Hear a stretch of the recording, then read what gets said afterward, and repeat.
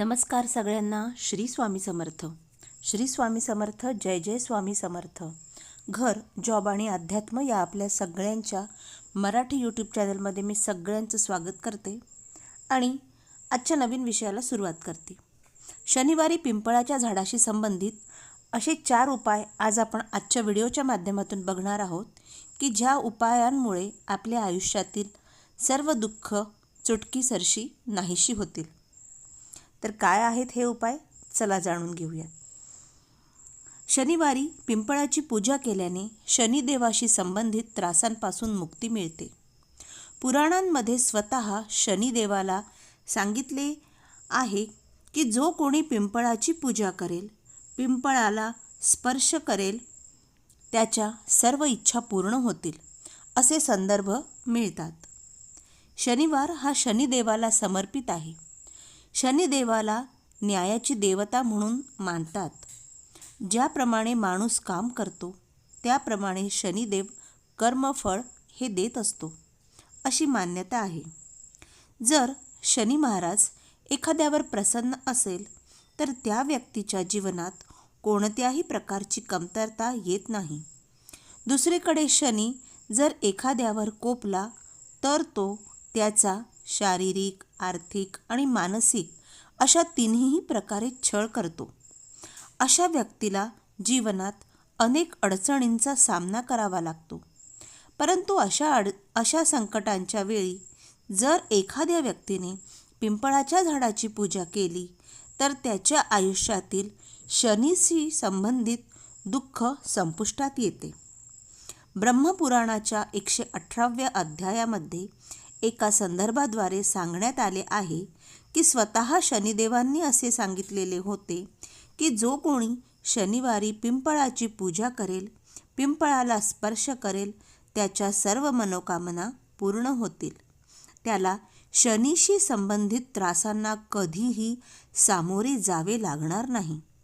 अशा व्यक्तींच्या घरात लक्ष्मी वास करते आणि त्यांचे सर्व दुःख दूर होतात. येथे जाणून घ्या पिंपळाशी संबंधित काही उपाय जे आपण नक्की करून बघा, जेणेकरून आपल्या आयुष्यातील अनेक अडचणी दूर होतील. प्रथम उपाय, प्रत्येक शनिवारी पिंपळाच्या झाडाच्या मुळास स्पर्श करून नमस्कार करावा आणि संध्याकाळी मोहरीच्या तेलाचा दिवा लावून पिंपळाच्या झाडाची 5 किंवा 9 वेळा प्रदक्षिणा करावी. असे केल्याने शनीशी संबंधित सर्व त्रास दूर होतात. कुटुंबात सुख समृद्धी नांदते. उपाय दुसरा, गीतेत श्रीकृष्णांनी सांगितले आहे की पिंपळाच्या वृक्षामध्ये माझा वास आहे. शनिदेव भगवान श्रीकृष्णाला आपले प्रमुख देवता मानतात. जर तुम्हाला तुमच्या कामात अडचणी येत असतील किंवा यश मिळत नसेल तर दुधात गूळ आणि पाणी मिसळून दर शनिवारी पिंपळाच्या वृक्षात अर्पण करा. तुमची इच्छा असेल तर दूध, गूळ आणि पाणी तुम्ही दररोज पिंपळ वृक्षाला अर्पण करू शकता. उपाय तिसरा, शनिवारी पिंपळाचे पान उचलून घरी आणावे, त्यावर अत्तर लावावे आणि हे पान पर्समध्ये ठेवावे. दर महिन्याला हे पान बदलावे. असे केल्याने कधीही पैशांची कमतरता आपल्याला भासत नाही.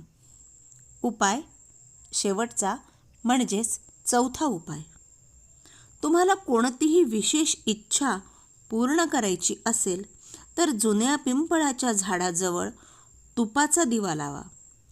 हा तुपाचा दिवा आपल्याला जे जुनं पिंपळ वृक्ष असेल त्याच ठिकाणी लावायचा आहे आणि समोर उभे राहून हनुमान चालीसाचे पठण करावे. यानंतर पिंपळाच्या पानावर तुमची इच्छा लिहावी.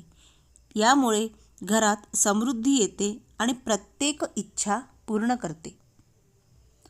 होते. पिंपळाच्या पानावर इच्छा लिहिलेले पिंपळाचे पान तुम्ही तेथेच ठेवू शकता किंवा घरीही आणून एखाद्या ठिकाणी विसर्जित करू शकता.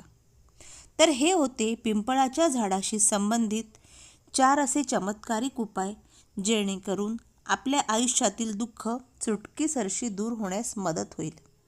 तर आशा करते तुम्हाला व्हिडिओ आवडला असेल. तुम्ही इथपर्यंत पाहिला असेल तर लाईक करा. चॅनलवर जर तुम्ही पहिल्यांदा आले असाल तर असेच वेगवेगळे व्हिडिओ, उपाय, तोडगे बघण्यासाठी चॅनलला सबस्क्राईब करून त्यातलं बेल आयकॉन दाबून ऑल ऑप्शन प्रेस करा, जेणेकरून अशीच माहिती तुमच्यापर्यंत मला सहज पोहोचवता येईल. तर येथे व्हिडिओचा शेवट करते. तुम्हाला पुढच्या व्हिडिओमध्ये भेटण्यासाठी तोपर्यंत श्री स्वामी